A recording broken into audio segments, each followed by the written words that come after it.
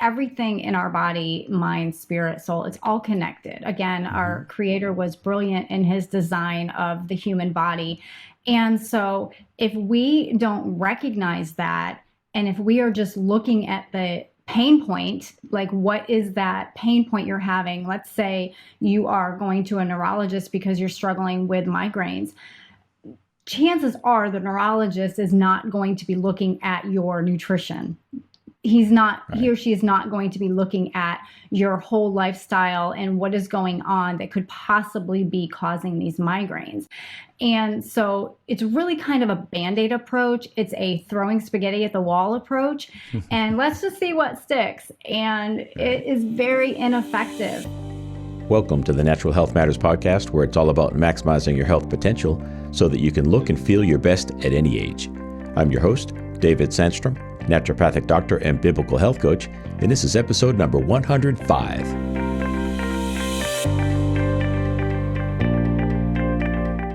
Today we have on the show Michelle McCoy. Michelle is a board-certified holistic health coach, host of the Treasured Wellness Christian podcast, and a TV show host for Solwyn.tv. She uses a godly approach to support women who've been struggling with fatigue and pain to reclaim their health. Michelle, welcome to Natural Health Matters.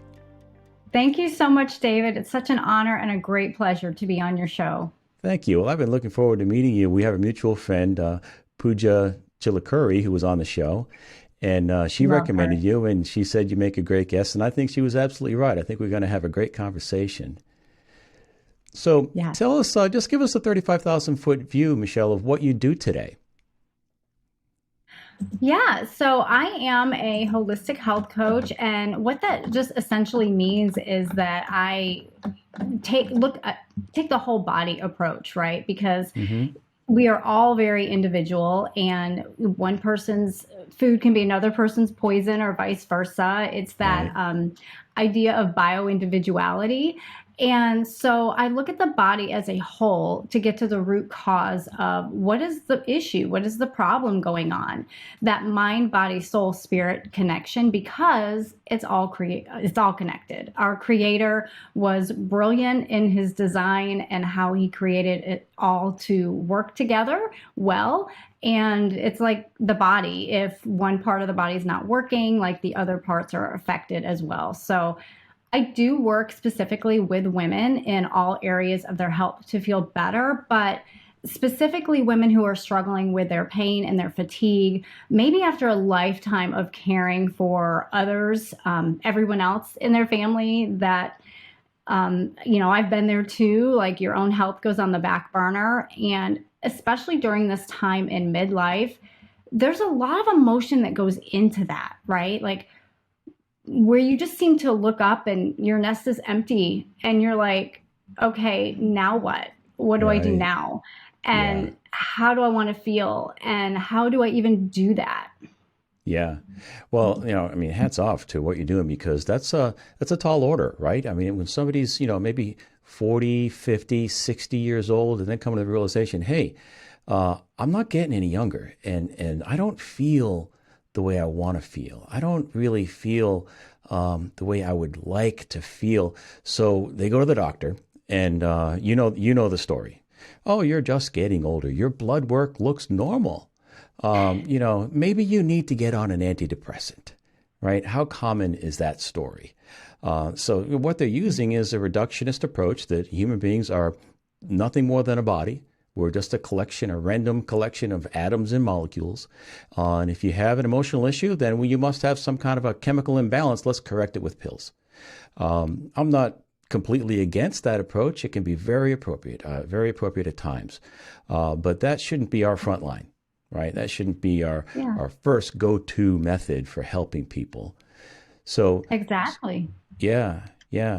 So, as you said, we are spirit, we have a mind, and we live in a body. And all three parts to a human being are interconnected and interdependent. What affects one part of us will inevitably affect the others. It has to, and it goes both ways.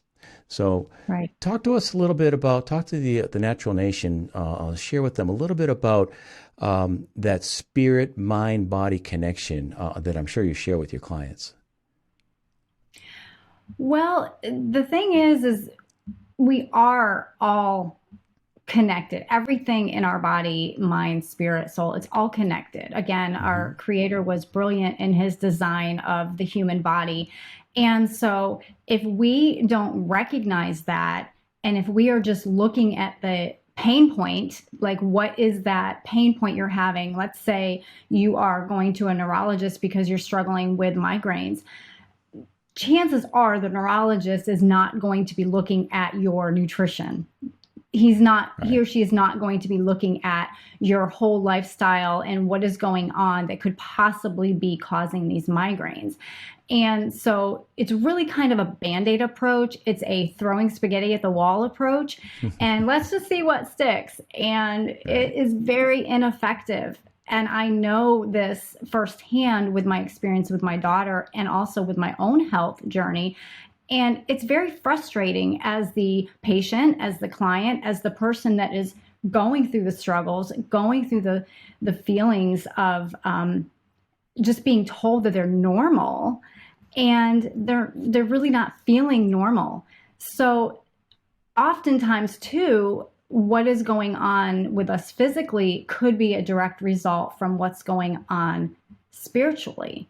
Yeah. And that is something that I have personally been diving into a lot more in the last 5 years. And it's, science is even catching up with that, right? That's They right. even talk about that, how it's all connected. There are mental, what we think, we can actually, that can actually happen. If you are having that negative mindset all the time, well, then that's what you're going to get in your life, Right. negativity, Right. and vice versa with the positive. Yeah. So it's truly all connected. Absolutely. I couldn't agree more. So, Michelle, you mentioned that you had a health struggle of your own. Can you tell us some more about that? How did you get to where you are today, and what was your issue, and then how did you recover from it? Sure. So the the initial beginnings of me getting into holistic and functional medicine goes back about 20 years when our daughter was sick. She was coming home from school with headaches and migraines, and she was having debilitating migraines about 3 to 4 times a week. She was Wow. also having some skin conditions like psoriasis and eczema. And of course, we did all the normal, taking her to the pediatrician. We started doing all of these tests. But David, it took 3 years for them to figure out what was wrong with her. Three Wow. years. And at no time did any doctor suggest that it was something that she was eating. We did do the food allergy testing twice, but it did not come up where she was positive for anything, no Yeah. allergy, no intolerances. Okay. But every time I would go, and she was going by this time to the top neurologist in our area that our insurance would cover. And so I would ask them, like, well, what about the hormones and the foods? What about, could I put her on a specific nutritional plan to see? And they were like, no, food has nothing to do with why she's sick. Right. Which Well, is what they're taught in medical school. exactly, because they only get like a 30-minute class in medical Right. school on nutrition. That's not enough to know anything, Nope. really. And so they were focusing on the head. They were focusing on that pain point, and they were not looking at her body as a whole. And she was getting sicker and sicker. So being mama bear, you're doing everything. I was researching. This is before the internet age really exploded. And so I was at Barnes and Noble, I was at the library, I was researching, and I was doing my own investigating, what taking her off of foods, just trying different things. And finally, I went out of state to a herbalist, and that herbalist took one look at her and knew exactly what her issue was. Wow. And come to find out, the migraines, the headaches, the skin conditions, her failure to thrive really was all a gluten intolerance. Wow. Oh Isn't that my goodness. amazing? And what year was that when you figured that out? Oh my goodness. So she was 8 and she's 25 now. So, I mean, that was just It was so long ago, and That was before becoming going gluten free was in vogue, right? You were a pioneer back then. I really felt like a pioneer, David, because Yeah. I was making things from scratch. I was creating my own flour ratios because I would go to Whole Foods and I would get a bag, one bag, and it was $75.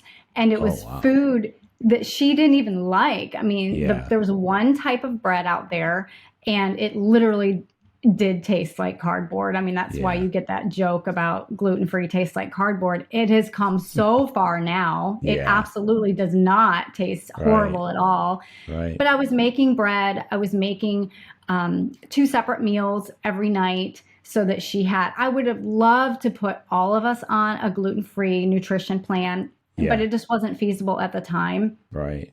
You Yeah. know, looking back, hindsight's 2020. I should have done that anyway because my health was suffering at the same time. And I was ironically having migraines myself while I was working on trying to get her healthy and taking her for those 3 years to all of those appointments. Wow. And so, of course, I passed down that gluten intolerance to her, but I Yeah. didn't get that connection right away. It was like Mm. a few years after, and I Yeah. was just feeling worse and worse. I was struggling with debilitating fatigue. And so I just had to do the deep dive into my own health and research and become my own investigator as Hmm. to what was going on and make the changes. Well, for those listening, I just want to point out episode 90 on my podcast, Natural Health Matters. I had Dr. Tanya Painter on. She's a naturopath and she specializes in migraines.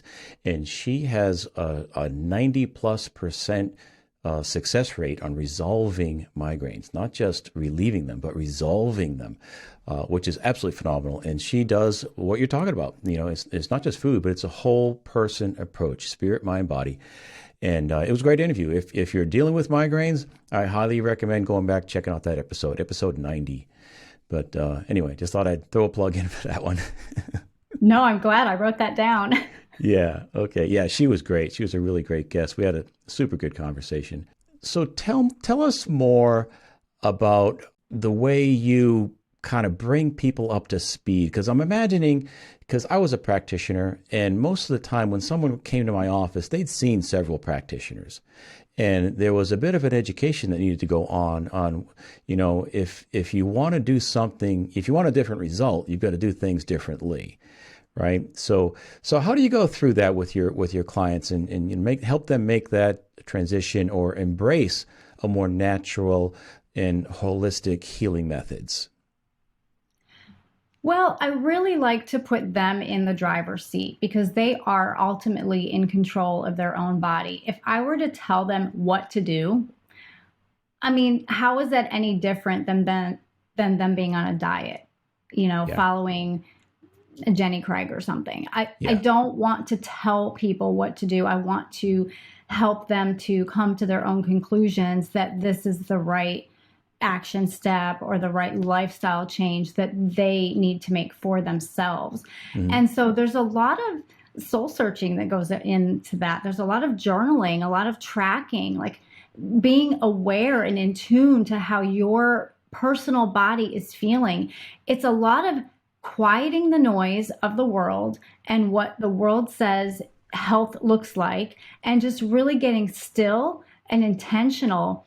And I believe we should all begin with seeking God first in that. Like, God, show me what is it you want me to learn through this situation, whether it's a scary diagnosis or if you are simply just wanting to lose some weight or you're struggling with fatigue. Like, whatever it is, invite God in because He, as the ultimate healer and creator, He knows our bodies better than we do.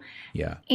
But then we are our next best advocate for our own health. So we need to take the bull by the horns and we need to be the ones to say, no, I'm not going to feel this way any longer. I am still young. I still have a lot of time. I still have things I want to do and have to do, and I want to do it in a better, healthier way. Yeah, absolutely. I was going to ask you about that because you say on your website that you are your own advocate for your health and your own best advocate, and you learn to trust yourself and your God-given intuition. So, how does someone dial into that? Do you use fasting, prayer? How, specifically, how would someone do that? Really, it's getting alone with God. It's really getting alone with the Lord, with a journal, with your Bible, and just taking that intentional time to seek Him for that specific issue. Because again, He's not going to steer you wrong, and He will always give you the wisdom if we ask for it.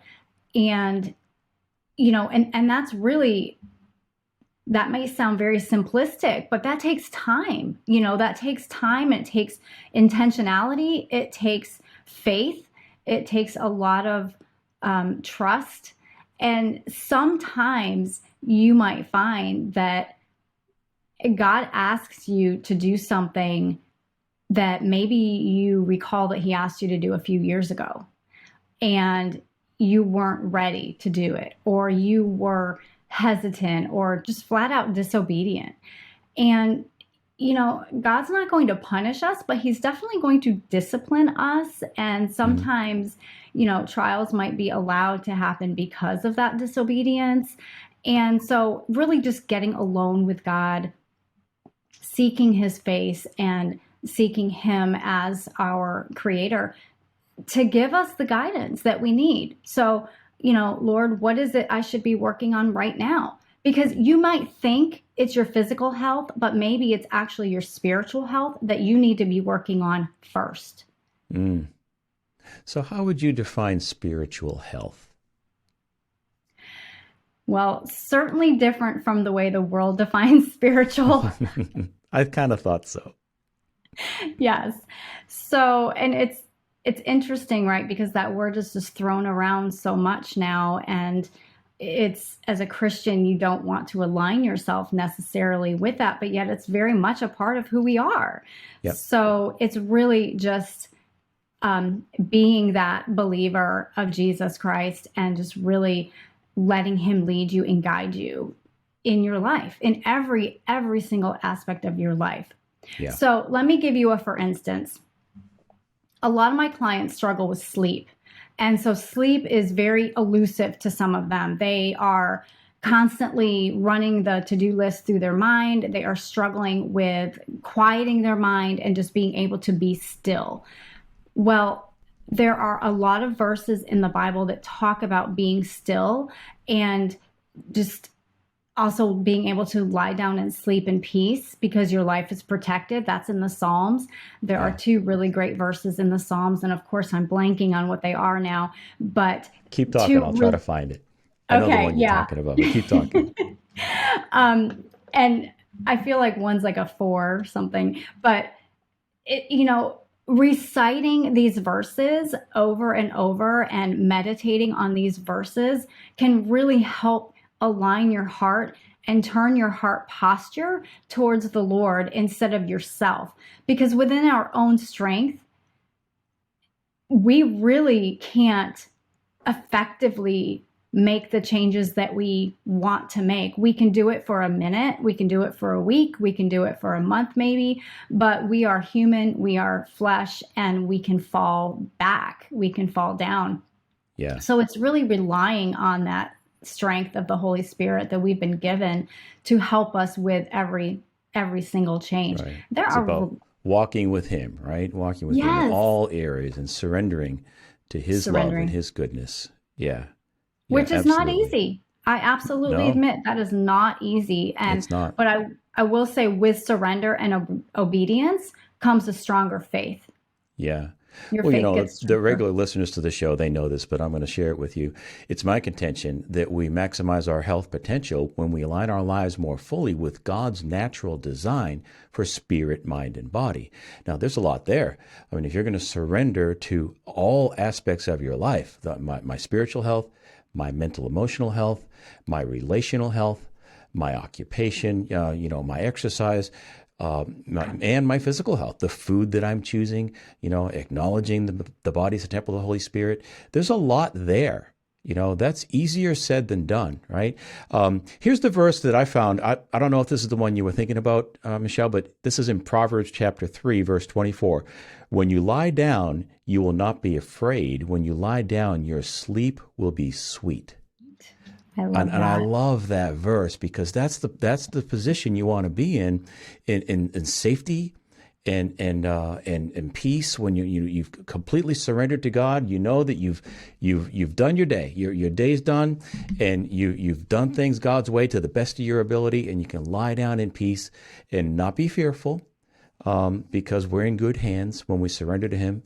He knows He's like a safari on a guide on a jungle safari. He knows the way, right? He's experienced. And when we surrender to that, when we listen to Him, Jesus said, if you love me, you'll do what I say.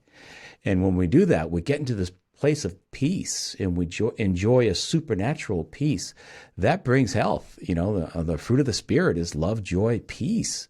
I mean, who would argue that any of that is not health promoting? It obviously is. And as you mentioned earlier, I think it might have been before we hit record, but the medical literature is starting to catch up with biblical wisdom that's been written for thousands of years. But they're starting to catch up, which is encouraging. It is encouraging, isn't it? Yes, Yeah. it is. And so just meditating on the promises that God gives us and the truth in His word will go a long way to bringing us that peace. Yeah. Yeah. In order to meditate on His word, we have to know His word, right? So True. I try to tell my kids almost on a daily basis. There's a reason why we're reading the Bible. This is not just a ritual thing here. We're gonna apply this to our lives, because if you want wisdom, and you want to be able to draw upon that when you need it, it has to be there. It has to be in your head first, and then hopefully move from head to heart. But that's a whole nother podcast. Right, for sure. So, Michelle, I'd like to hear your views on the innate ability of our bodies to heal themselves. Do you have something that you can share with us on that? Well, I feel like once we acknowledge that we can be our best advocate for our own health, once we take that power back and no longer leave it in the hands of our healthcare system, which ironically really is not a healthcare system. We have a disease management system. That's right. And yes, and it's sad because they do not have our best health in mind. It's a whole other topic, but it's money driven. It really is money driven. Yes. And so, it really is up to us to do that hard work, to research, to learn, to ask for help, to pray, finding out what our unique body needs, how we can live, more of that optimal life. And, really just not taking no for an answer, being your own best detective and not taking no for an answer. If you go and you are being told that your labs look normal, but you feel like crap still, then taking back your health and, doing the steps that you need to do by finding out, researching, asking for help, that's going to go a long way to empowering you, because nobody can empower you. We can empower ourselves. And that's going to help you to feel more confident in taking care of yourself. And what I love about women changing the course of their own health is that they are the heartbeat of their home. And so when they learn what optimal health is and how they can achieve that, it trickles down into the family unit. Yeah, absolutely. And I love the idea that you're encouraging people to be their advocate, to be their own advocate, because no one knows your body better than you, right? I got to share this quick story. A couple of weeks ago, my mom's 90 years old, and she had a fall, and she cracked her elbow, and she ended up in the emergency room, and they admitted her. And why, I really don't know. I mean, you don't really admit people generally for a broken bone, but they did. And my brothers down in Florida, I live in Georgia, and they said, Dave, Mom's not doing very well. And so I said, I'm going to get on an airplane and come down. So I came down and I saw her, and she was so lethargic. She could hardly keep her eyes open. I said, what kind of meds do you guys have her on? Oh, well, we don't generally give that out. I said, well, I'm her family member, and I'd like to know, because this is not normal for my mom. She can, she's not as sharp as she used to be, got some memory issues, but she was carrying on a good conversation before she got here. I'd like to know what you're giving her. Turns out they were giving her morphine.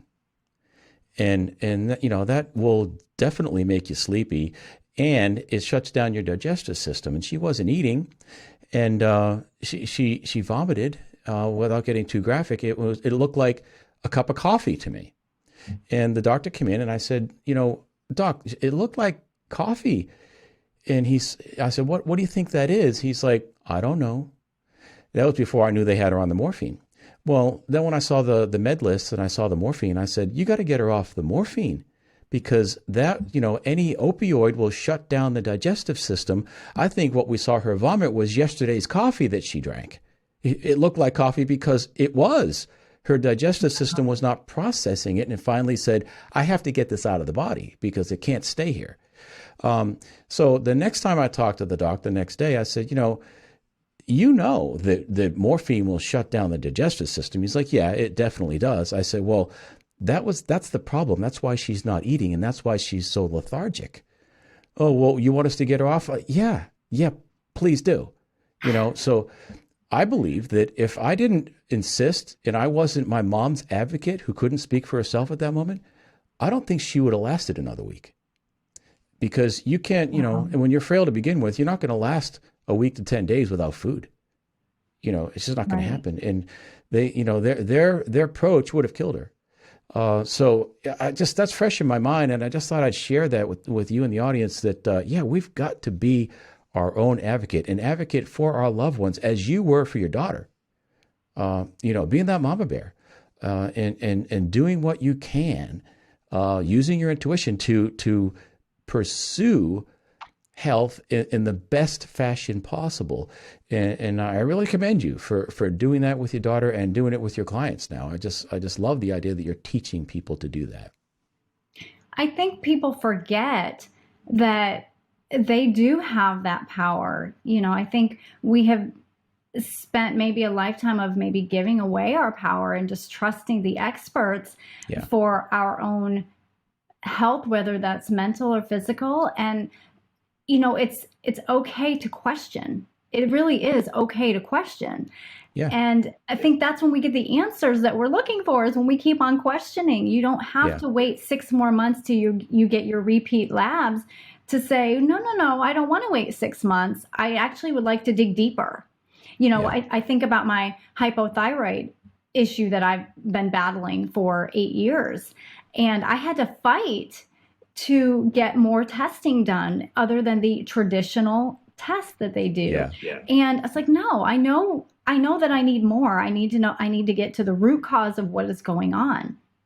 I had to ask for specific tests. I had to ask for an ultrasound of my thyroid. I had to ask.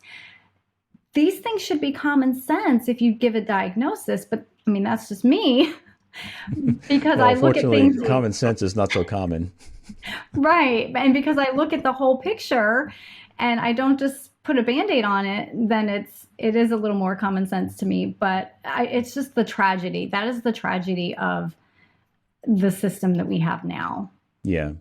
So speak to the Natural Nation a little bit about the doctor does the lab work and it comes back normal.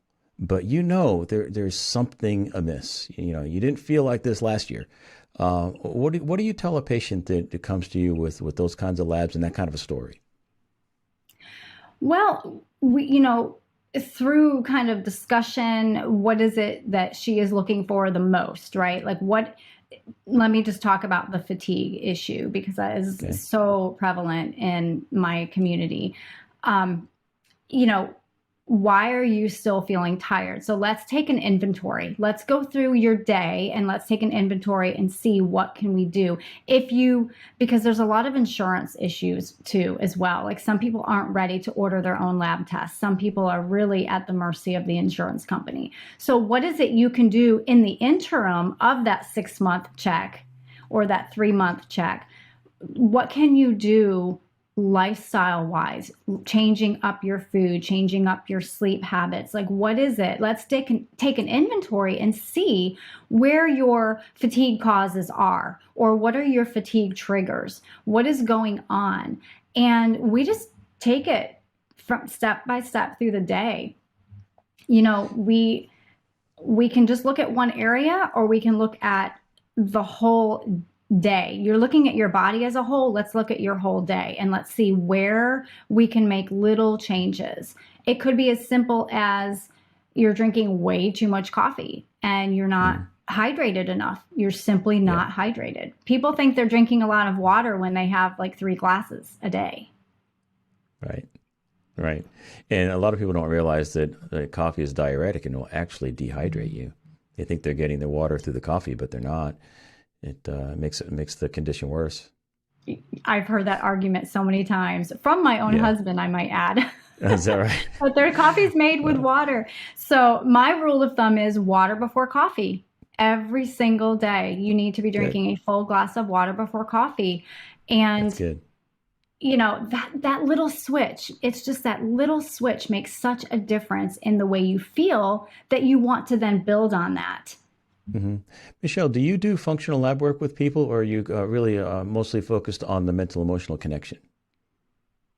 I can do lab work. I've actually done that with a few of my clients that have requested it. Yes. I support them in ordering their own labs online, and then we discuss it when they come in. When you deal with a lot of women with fatigue, what have you found is some of the more common? I mean, there's a lot of reasons why someone can experience fatigue, but what are the top 1 or 2 reasons why people are experiencing chronic fatigue?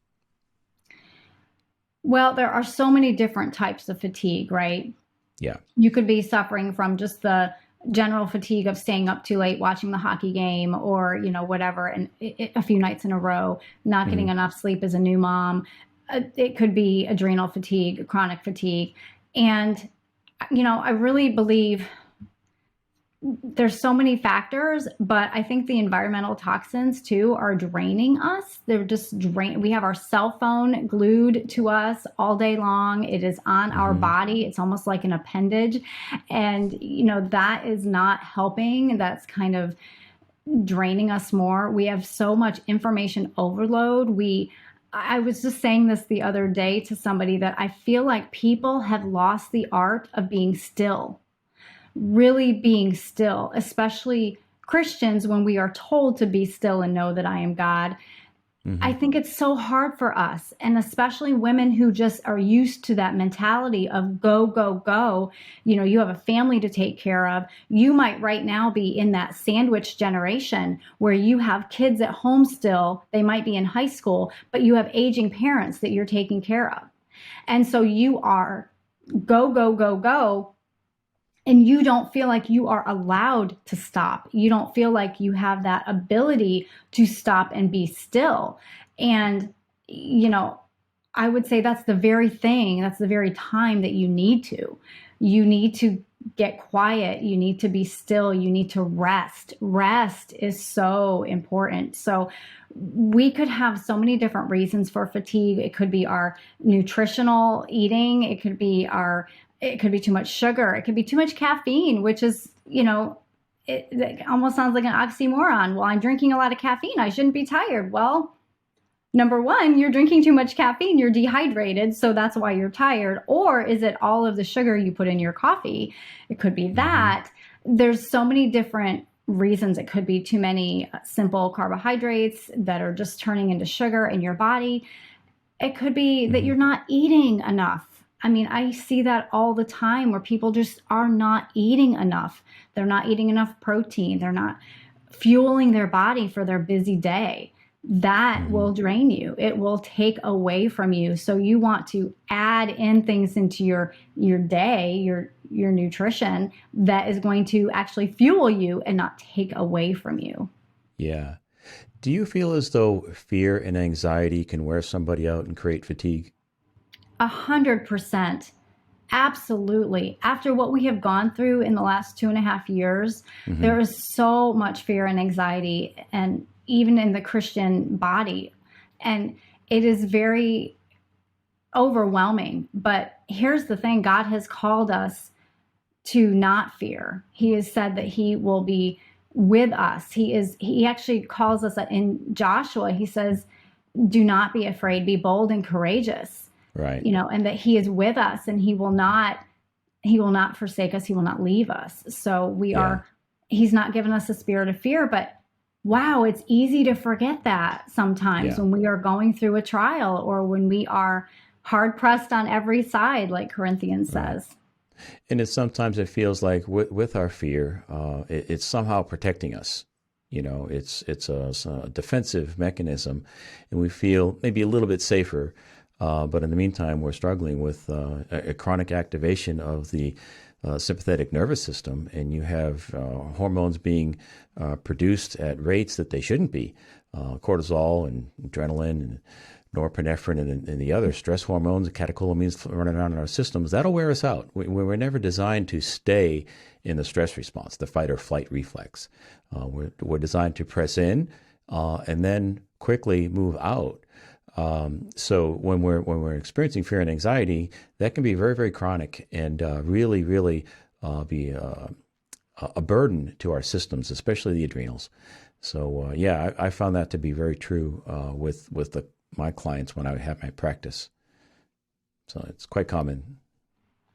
And if I could just share real quick too, when I went through my bout of severe adrenal fatigue just a few years ago, it was because I had been in a fire, what I call a fire. Some people call it wilderness. Some people, just a trial, and it had been going on for 3 years, and I could not get out of that fight or flight mode. So my Hmm. body was not truly able to rest and digest. It was not truly able to be in that state of rest, and Yeah. it was very difficult. And that's what, when you stay in a stressful situation for so long, you might have one good day, but then you're always waiting for the other shoe to drop, right? And that's kind of what the situation was. And so it just really made it hard on my adrenals. And at that time, perhaps if I had rested more, if I had been more in tune with what was going on, instead of pushing my body even more to work out, to do the things that, I really didn't have to do sometimes, but that I felt I should, Hmm. not saying no to things, it just, maybe I would not have been as sick as I was. However, that was a very trying season in my life. And when the fire was over, my body shut down. Mm. So it's very important to be in tune with your body and to be aware of that time to rest. Jesus tells us to come away with him and rest. So it's not just resting, but laying on the couch watching Netflix. It's come away with him Yeah. and rest, because he is our true rest. And that's something I had to learn. And if I'm being quite honest, I'm still learning that, because I do have that go, go, go mentality. It's Yeah. very difficult for me to slow down and rest. Well, Natural Nation, I want you to listen to what you just heard Michelle say. Here we have a practitioner who understands these principles, but still struggles once in a while. So don't beat yourself up if you're struggling with some of this, because we all do it. It's just part of being human. That's right. All right, Michelle. So we're running out of time, but I would like for give you a chance to share what you would consider to be the most important thing out of this conversation today. What would you like people to take away? Oh, wow. I guess I would have to say that I truly want you to believe that you are your own best advocate for your health, and that you can take back your health. If you have been struggling, if you have been, dealing with a diagnosis, take it back, get quiet with the Lord, ask him to, show you the steps that you should take. And tactically, try to make sure that you are treating your body as the temple of the Holy Spirit that it is. Are you staying hydrated? Are you eating enough? Are you eating protein at every meal? Are you getting restorative sleep? Are you getting that fun, healthy movement in every day? Are you taking time to really seek the Lord every single morning? Because that is where you are going to get your true north. When you are having Yeah, that vertical relationship, that's going to help the rest absolutely. of your day. And I guess, that was a lot, but No, that's good. That's a good word. Thank you for sharing that. That was really, really good stuff. So if this message is resonating with someone and they'd like to get a hold of you, what's the best way to do that? The best way is following on the podcast, the Treasured Wellness podcast, and you can listen anywhere that you are listening to podcasts. Just look up Treasured Wellness and you will find it. And the second way is my website, treasuredwellness.com. And there you can also listen to the podcast. You can find out more about me. You can sign up for a free coaching call if you would like. And also, I do have a foggy and fatigued blueprint on there that is completely free that you can download. And if you are struggling with low energy, and that can help give you intentional action steps to take right now to start regaining your energy with some really delicious recipes as well. Excellent. And I'll make sure to put a link to that in the show notes for sure. Michelle, thank you so much for spending time with us today. I appreciate you. Thank you so much, David. It's such a pleasure. Likewise. For more, go to the show notes page at davidsandstrom.com/105. There you can find an audio as well as a video version of the podcast. I always have a full downloadable transcript that you can put on your device and take with you and read it later, or you can scroll through right there on the show notes page and read it as well. And I always include some type of a free content upgrade to help you go deeper with that subject. Make sure you tune in to the next episode. I'm talking with Benoit Kim. Benoit is a mindset expert, and he has some great things to share about how to shift our thinking into a more productive fashion. And we talk about suicide prevention and how to recognize the type of behavior in someone that might be contemplating suicide and how to get that person some help. So it's a great conversation. I think you're going to really enjoy it. That's episode 106 coming out in 2 weeks. That's it for now. As always, thank you for listening, and I'll talk with you in 2 weeks. Be blessed.